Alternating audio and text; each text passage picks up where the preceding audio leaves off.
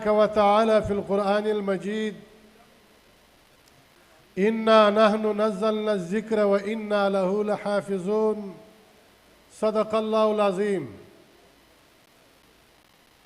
په سټیټ باندې موجود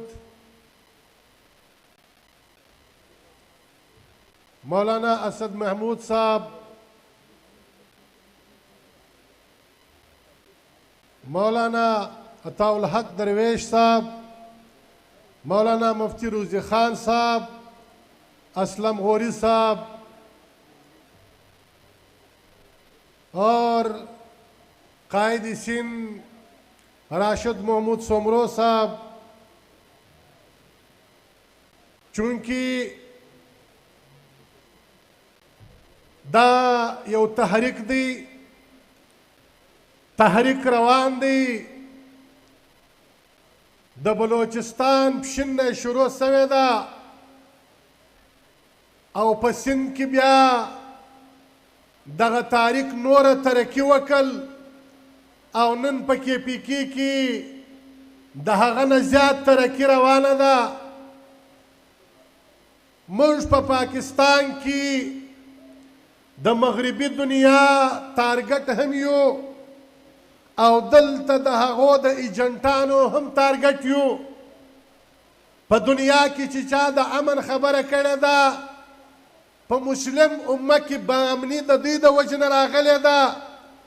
په دنیا کې چې چا د انساني حقوقو دعوه کړې ده بیا د انساني حقوقو د مسلمانانو ویني دوی حلالې کړي دي.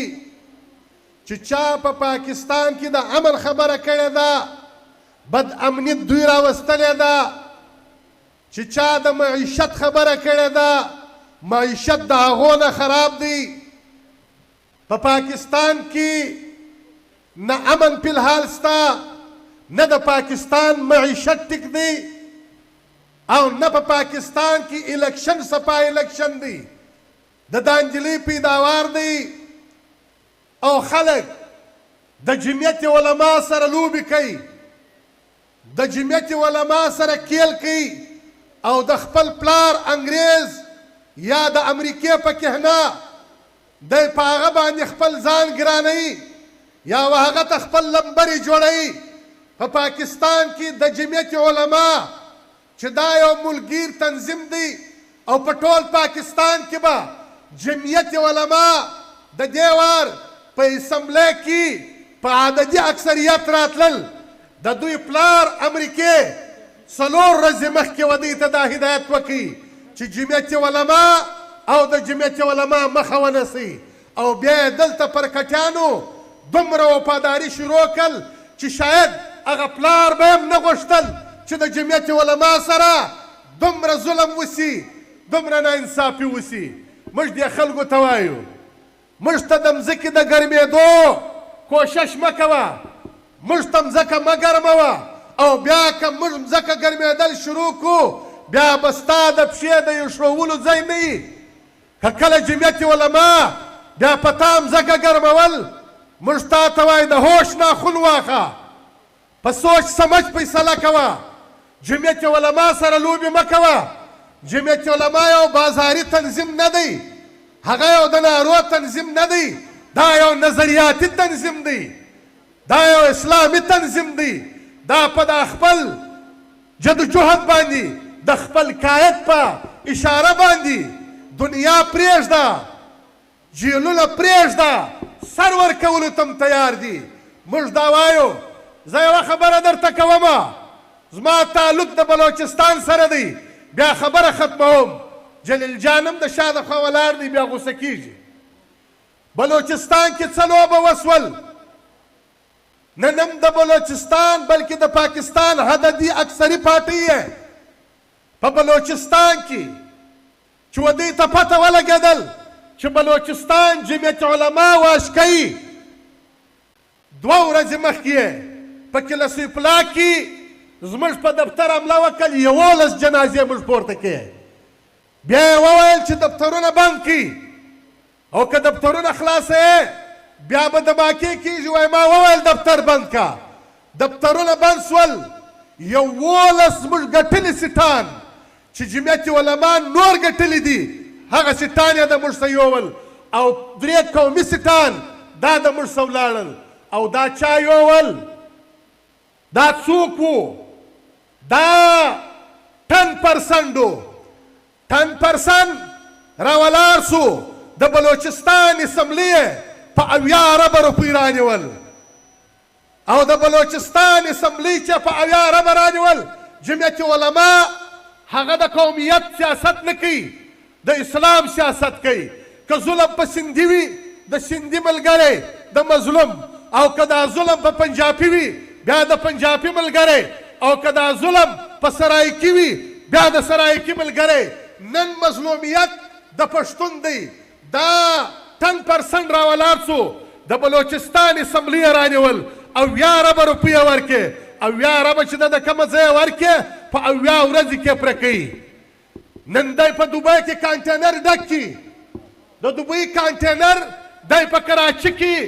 دی په کوټه کې دی په لاهور کې کولاوي او بیا چې په کم ګودام کې پروت دي هغه ګودام باندې څوک چاپه نه وي که د تورخم پر بارډر یا د چمن پر بارډر کم کانټینر راواوښتي بیا که دغه کانټینر در کوټې ورسېدی د کوټې په ګودام کې نه پرېږدي او که په کراچي کې و د کراچي ګودام کې نه پرېږدي او که په لاهور کې و د لاهور په ګودام کې نه پرېږدي دا 10% دغه کاروبار شروع کړی دی په بلوچستان کې موږ دغه وایو په چمن کې وړمه ورځ زموږ د چمن پر عوامو باندې د هغه وینې تویېږي پر هغه یو بوچکه باندې پر یو جایز د هغه حق دی یو جایز هغه خپل پرلت کوي هغه یو خپل جایز هغه خپل احتجاج کوي لیکن هغه جایز احتجاج پر امن احتجاج باندې ګولۍ چلیږي او د څه دپاره چې دا خلک د دغه خپلې جایز د دغه خپلې هغه حق یا دغه خپل مسلمانانو غریبانو چې کومه مطالبه ده د هغه څه په شا سي او دغه خلکو وینې تووي او په هغه خلکو ګولۍ وروي موږ دې 80% ته وایو دا خدایي ستا په سر نه ده ولاړه دا ستا نسي هضمېدلی ته کوم قوم للکاروې ته په کومو خلکو باندې بازۍ کوې موږ درته وایو ظلم مه کوه دا ظلم نه انصافي مه کوه ته راولاړېږې اسمبلۍ دې کاروبار جوړ کړي نن د بلوچستان په اسمبلۍ کاروبار جوړ دی ساحل او وسایل ټول د 10% په لاس کې دي او په باکس په خپل آپس کې یو د بل تقسیموي او بل طرف ته زما په مظلوم عوامو په غریبانو باندې د هغه وینې تویېږي تاسو ته به ښه پته وي چې په چمن کې وړمه ورځ د دغه مسلمانانو وینې توکې موږ مطالبه کوو او دا وایو چې دغه عوام هم د پاکستان عوام دي دا مسلمانان دي دا هم جایز حقوق لري او که د پاکستان معیشت خراب دی د پاکستان معیشت ته د دې 5 پښتنو د بارډرانو څخه خراب بولې بیا یې په دوبۍ کې چې ته روغ کانټینران راوړې په کراچي کې خرڅوې په لاهور کې خرڅوې نو د هغه حساب دې بیا وسي پښتون په معیشت باندې لاس مه راوړه د پښتون سره ظلم مه کوه نن چې دې په لاهور کې ظلم روان کړی دی یا دې په KPK کې ظلم روان کړی دی یا دې په کراچي کې ظلم د پښتون سره روان کړی دی یا په پنجاب کې ته ظلم کوې یا په کوټه کې کوې بیا به د دې نتیجه غلطه راسي دا یو داسې بد عمل دی د هر عمل رد عمل راځي یو طرف ته خو دې د ملک بیړه غرقه کړل بل طرف ته دې د معیشت بیړه غرقه کړل بل طرف ته دې امن تباه کړي نن دې راولاړ شولې کاروبارونه دې شروع کړل نو موږ وقایت ته هم دغه وایو چې دا نن یو ظلم روان سلو کاروبار روان سو دا تحریک به انشاءالله العزیز د پاکستان امن هم په ځای کې د پاکستان معیشت هم په ځای کې او په پاکستان کې چې دغه ناجایز یو ډرامایي الیکشن دی دا به هم د منځه وړي انشاءالله العزیز په پاکستان کې به د آئین او د قانون د هغه لس بالاوي او پاکستان کې به آئین او قانون د قائد ملت اسلامیه په وجود کې هغه خپل ځای ته رسیږي او دغه بیا آئین او بیا قانونه دغه ناجایزه مخلوق او دا د امریکې او د برطانویې غلامان دا به د دې ملک تشتي واخر دعوانا الحمد لله رب العالمین.